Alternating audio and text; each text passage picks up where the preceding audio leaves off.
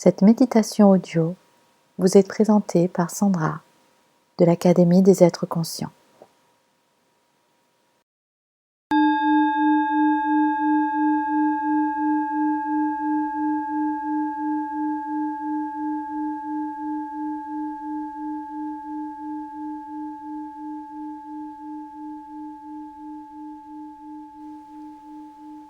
Je ferme les yeux doucement et je m'installe dans une position assise confortable qui permet à mon dos d'adopter une posture droite et digne. Si je suis assise sur une chaise, je place mes pieds à plat sur le sol. Je décroise mes jambes. Si je suis assise sur le sol, il est préférable que mes genoux touchent vraiment le sol. Cette position permet à ma tête et à mon cou de trouver leur équilibre sur mes épaules et à mon buste de rester droit, sans raideur.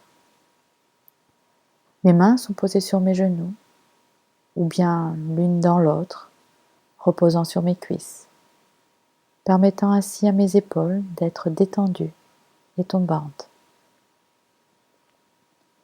Mon bassin soutient le haut de mon corps. Je sens son contact avec le coussin ou la chaise. Ma position ressemble autant que possible à celle d'une montagne.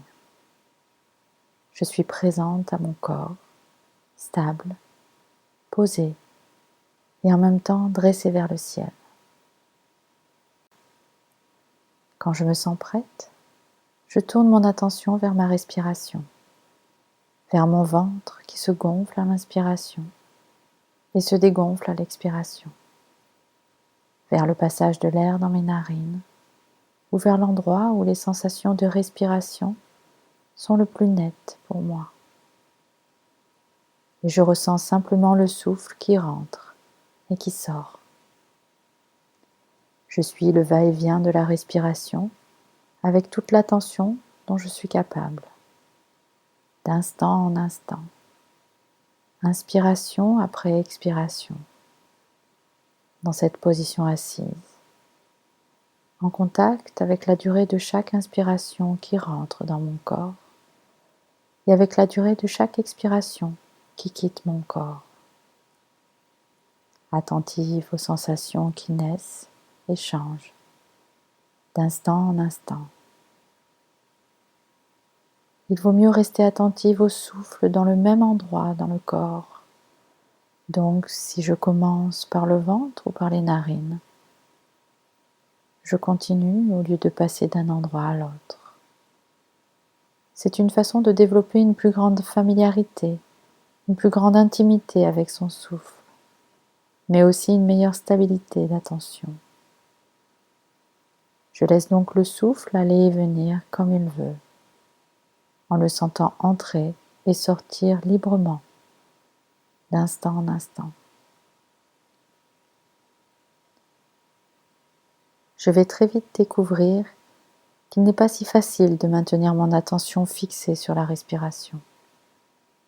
Je réalise rapidement que l'esprit a sa vie propre et va invariablement s'envoler vers le passé ou l'avenir, vers des projets, s'inquiéter, apprécier ou rejeter, rêver, s'impatienter, s'ennuyer même, ou s'assoupir. Tout ceci est parfaitement normal et naturel. Quand je remarque que mon esprit s'est éloigné de mon souffle, je note ce qu'il a occupé dans l'instant. Puis je cesse simplement d'y penser, ce qui ne veut pas dire chasser ces pensées, mais les reconnaître, les accueillir, les laisser vivre leur vie, en ramenant doucement mon esprit vers mon ventre ou mes narines, vers cette phase de la respiration où j'en suis actuellement, inspiration ou expiration, pour remettre le centre d'attention de la respiration au premier plan de la conscience.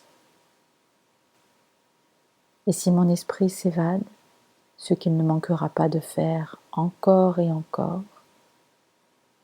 Chaque fois que je m'en rends compte, je regarde tranquillement, patiemment, ce qu'il occupe dans l'instant,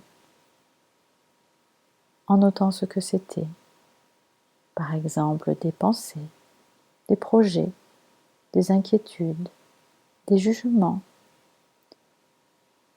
Et sans me faire de reproches, sans me critiquer, sans juger, je reconnais simplement ce qui est là, tel que c'est. Et je reviens à la respiration, à l'inspiration ou à l'expiration du moment. Encore et encore. À chaque fois comme si c'était la première fois. À chaque instant, comme si c'était le seul instant. Car ma vie se passe ici et maintenant. Maintenant seulement. Quoi que me disent mes pensées. J'inspire. J'expire.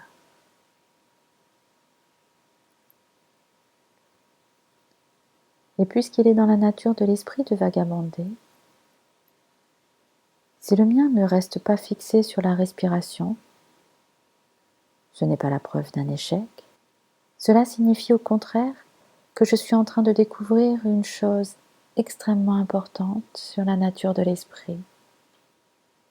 Le fait qu'il bouge, qu'il ondule, comme les vagues de la mer, et que l'on ne peut l'arrêter.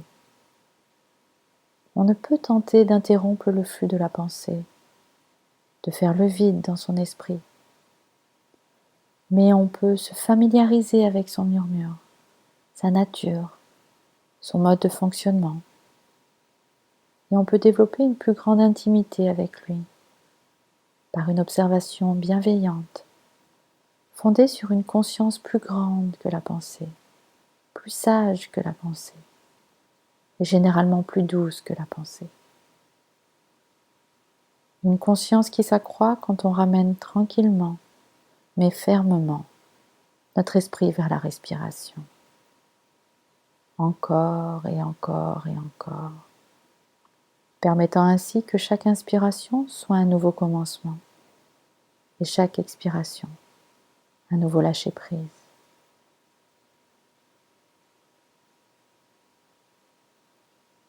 Je reste donc assise là, semblable à une montagne, pleinement éveillée, ne forçant rien. Je peux être pleinement en contact, d'instant en instant, avec ma respiration qui rentre et sort de mon corps, et y revenir encore et encore, à chaque fois que je perds momentanément le contact avec elle.